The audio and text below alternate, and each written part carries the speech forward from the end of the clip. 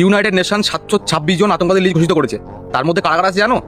702 জন আছে আমাদের মুসলিম ভাইরা, 13 জন খ্রিস্টান এবং 11 জন কোরিয়ান। কিন্তু কি করা যায় বলো, আমাদের মুসলিম ভাই এবং কংগ্রেসদের মতে তো আরএসএস এবং বিজেপিরা আতঙ্কবাদী হয়। চামচোরা কোনোভাবেই মানবে না, যতই তোমরা বলার চেষ্টা করো না কেন।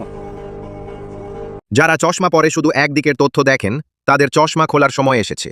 সম্প্রতি কিছু ভিডিওতে তথাকথিত জাতিসংঘের তালিকা দেখিয়ে মুসলিমদের দিকে আঙুল তোলা হচ্ছে। ভাবছেন মানুষ এসব গিলে নেবে? লড়াকু সামিরুল থাকতে সেটা সম্ভব না।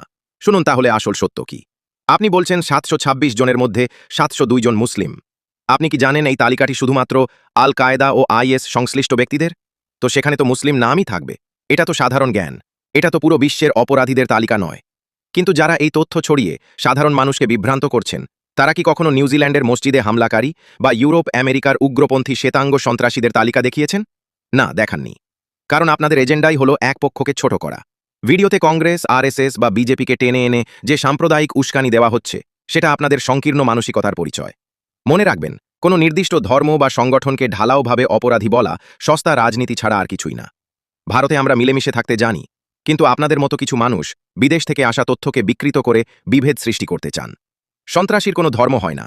যে সন্ত্রাসী সে শুধুই একজন অপরাধী, আর যে ধর্মের নাম নিয়ে অপরাধ করে সে ধর্মের শত্রু। তাই তথ্যের অর্ধেক পরিবেশন করে মানুষকে বোকা বানানোর চেষ্টা করবেন না। সাহস থাকলে পূর্ণাঙ্গ তথ্য নিয়ে কথা বলুন। ভিডিওটি শেয়ার করে সত্যটা সবাইকে জানিয়ে দিন। দেখা হবে পরের ভিডিওতে। আল্লাহ হাফেজ।